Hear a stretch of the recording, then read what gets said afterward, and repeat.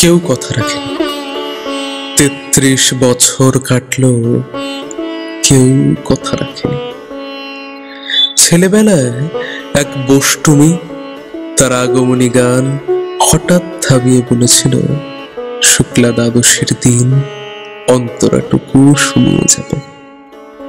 তারপর কত চন্দ্রভোগ অমাবস্যা চলে গেল, কিন্তু সেই বষ্টমী আর এলো না।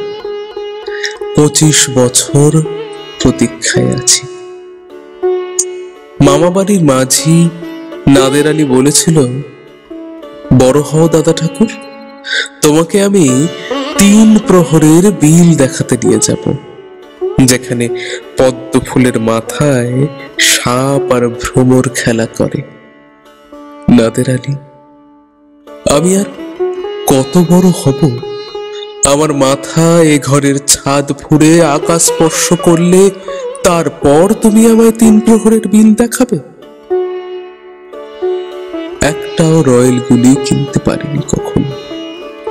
লাঠি লজেন্স দেখিয়ে দেখিয়ে চুষেছে লস্কর বাড়ির ছেলেরা। ভিখারির মতন চৌধুরীদের গেটে দাঁড়িয়ে দেখেছি ভিতরের রাস উৎসব। অবিরল রঙের ধারার মতো সুবর্ণ কঙ্কন পরা ফর্সা রমণীরা কত রকম আমোদে হেসেছে। আমার দিকে তারা ফিরেও চায়নি। বাবা আমার কাঁধ ছুঁয়ে বলেছিলেন, দেখিস একদিন আমরা।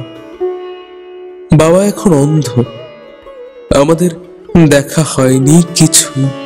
সেই রয়্যাল গুলি, সেই লাঠি লজেন্স, সেই রাস উৎসব আমায় কেউ ফিরিয়ে দেবে না। বুকের মধ্যে সুগন্ধি রুমাল রেখে বরুণা বলেছিল, যেদিন আমাকে সত্যিকারের ভালোবাসবে সেদিন আমার বুকেও এরকম আতরের গন্ধ হবে।